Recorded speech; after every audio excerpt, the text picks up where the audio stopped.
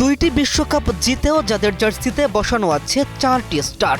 না, মামাবাড়ির আবদার নয়, দলটা ইতিহাসের প্রথম বিশ্বকাপ জয়ী। বিশ্বকাপের ফাইনালে জায়ান্ট দুই দল আর্জেন্টিনা ও ব্রাজিলকে হারানোর কৃতিত্ব রয়েছে যে দলটার। ফুটবলের মোড়ল দুইটা দলকে কাঁদিয়ে যে দলটা ঘরে তুলেছিল বিশ্বকাপ। তবে কেন দুইটা বিশ্বকাপ জিতে 4টা স্টার বসায় নিজেদের জার্সিতে, যেখানে বিশ্বকাপের সমপরিমাণ স্টার জার্সিতে বসানোর নিয়ম?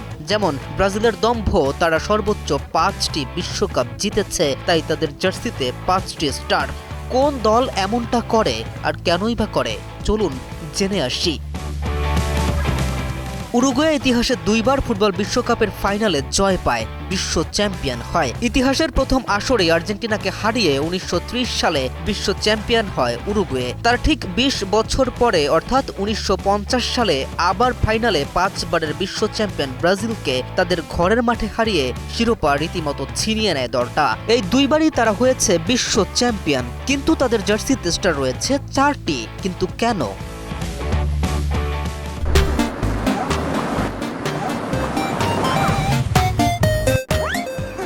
এখানেই রয়েছে টুইস্ট। বিশ্বকাপ শুরুরও আগে থেকে অলিম্পিক ফুটবলকে বিবেচনা করা হতো ফুটবলের সর্বোচ্চ লড়াই, ওটাই ছিল শ্রেষ্ঠত্বের মানদণ্ড।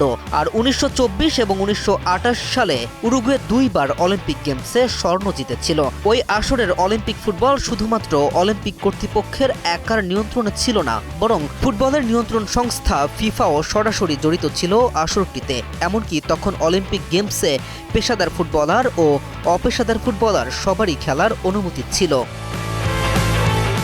তাই এই অর্জনকে উরুগুয়ে দল বিশ্বকাপ শুরুর পরে নিজেদের জার্সিতে স্টারে কনভার্ট করার দাবি জানায়। বহু বিতর্ক শেষে শেষ পর্যন্ত ফিফা বাধ্য হয় তাদের জার্সিতে অলিম্পিক জয়ী স্টার বসানোর অনুমোদন দিতে। সেই সৌজন্যে উরুগুয়ে নিজেদেরকে এখনো 4 বারের বিশ্ব চ্যাম্পিয়ন মনে করে। কথায় আছে, মনের সুখী আসল সুখ। কে কি বলল তা নিয়ে মাথা ব্যথা নেই দলটার।